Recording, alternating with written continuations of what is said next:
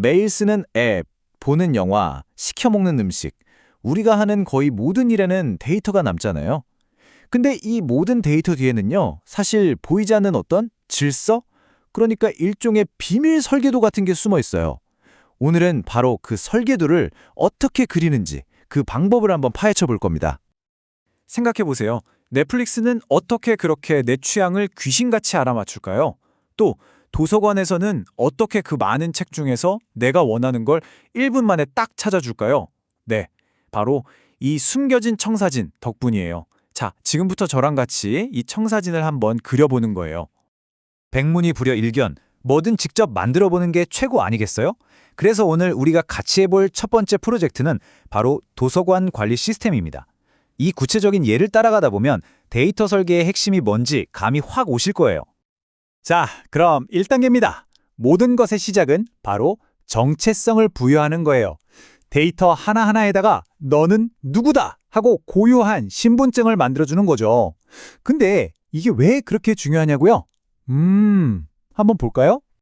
자, 이런 상황을 한번 상상해 보세요. 회사에서 강만길 씨를 찾아야 해요. 그런데 어이구, 두 명이 있네요. 한 분은 영업부, 다른 한 분은 관리부. 자, 이럴 때 이름만 가지고는 시스템이 도대체 누굴 찾아야 할지 알 수가 없겠죠. 바로 이런 지점에서부터 데이터가 엉망진창이 되기 시작하는 겁니다. 이 골치 아픈 문제를 아주 간단하게 해결하는 열쇠가 있습니다.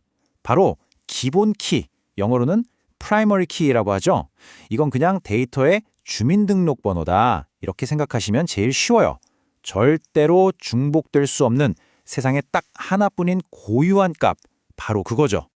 자, 그럼 여기에 사원번호라는 기본 키를 딱 하고 추가하면 어떻게 될까요? 보세요. 이제 이름이 같아도 전혀 문제가 안 됩니다. 왜냐? 1001번 강만길과 1003번 강만길은 시스템 안에서 완벽하게 다른 사람이니까요. 정말 간단하죠? 하지만 효과는 엄청나게 강력합니다. 좋아요? 그럼 이 개념을 우리가 만들고 있는 도서관 프로젝트에 바로 적용해 볼까요? 간단합니다. 회원은 고유한 회원번호로 구별하고 도서는 각각의 도서관리번호로 식별하는 거예요. 자, 이걸로 우리 도서관의 모든 회원과 모든 책이 각자의 고유한 신분증을 갖게 된 겁니다. 아주 중요한 첫 단계를 마쳤네요. 자, 좋습니다. 이제 우리 데이터 조각들마다 신분증이 하나씩 생겼어요. 근데 이것만 있으면 그냥 각자 따로 놓는 거잖아요. 이것만으론 부족하죠. 이제 이 조각들을 서로서로 연결해서 의미 있는 관계를 만들어줄 차례입니다. 바로 이런 질문에 답을 해야 하는 거죠. 회원 정보가 있고 도서 정보가 따로따로 있어요. 그럼 대체 어떤 회원이 어떤 책을 빌려갔는가? 이걸 어떻게 알 수 있을까요? 맞습니다. 이 둘을 어떻게든 연결해야만 누가 뭘 빌렸다는 아주 중요한 정보를 기록할 수가 있겠죠. 바로 이럴 때 필요한 마법의 도구가 바로 외래키, 포린키입니다. 이름은 좀 어려워 보이지만 이건 그냥 테이블들을 서로 붙여주는 강력한 접착제라고 생각하시면 돼요. 다른 테이블에 있는 그 주민등록번호, 즉 기본 키를 내 테이블로 살짝 가져와서 둘을 연결하는 아주 영리한 방법인 거죠. 자, 한번 보시죠. 여기 회원 테이블이 있습니다. 이 테이블의 주인공, 즉 기본 키는 바로 회원 번호예요. 지금 이 강조된 색깔 잘 기억해 두세요. 그리고 이게 바로 대출 기록을 담는 테이블입니다. 여기서 아주 흥미로운 걸 발견할 수 있어요. 여기에도 회원 번호가 있네요. 바로 이게 외래키입니다. 방금 전 회원 테이블에서 봤던 바로 그 번호죠. 이 번호 하나가 접착제 역할을 해서 이 대출 기록이 정확히 어떤 회원의 것인지 시스템이 단번에 알아챌 수 있게 해주는 겁니다. 이야, 이게 바로 관계의 마법이죠. 하지만 조심해야 합니다. 이 키를 잘못 설계하면요, 데이터 전체가 순식간에 엉망이 될 수 있거든요. 그래서 좋은 설계를 하려면 사람들이 흔히 저지르는 실수가 뭔지 미리 알아두는 게 정말 중요해요. 자, 사람들이 흔히 빠지는 함정 중 하나가 뭐냐면요, 그냥 순서대로 1, 2, 3, 4 이렇게 번호를 붙이는 인위적인 기본 키를 남용하는 거예요. 이게 당장은 편해 보이는데 나중에는 아주 위험한 상황을 만들 수 있습니다. 이게 실제로 얼마나 위험한지 한번 보세요. 이 테이블을 보면 대출 번호는 361번, 364번으로 분명히 달라요. 그렇죠? 하지만 그 내용을 자세히 들여다보면 회원번호, 도서번호, 대출일이 완전히 똑같습니다. 이건 명백한 중복 데이터예요. 직원이 실수로 같은 내용을 2번 입력한 건데 시스템은 대출번호는 다르네? 하면서 이 심각한 오류를 그냥 지나쳐 버리는 겁니다. 큰일 나겠죠? 또 다른 함정은요, 기본 키를 너무 복잡하고 뚱뚱하게 만드는 거예요. 좋은 키는요, 정말 꼭 필요한 최소한의 정보로만 만들어야 하거든요. 예를 들어서 제품명 같은 걸 기본 키에 포함시킨다고 생각해 보세요. 나중에 마케팅 팀에서 TV 이름을 스마트 TV로 바꾸자고 하면 어떻게 될까요? 그 순간 이 TV랑 연결된 모든 데이터의 키값을 일일이 다 찾아가서 바꿔줘야 하는 정말 끔찍한 대참사가 벌어지는 겁니다.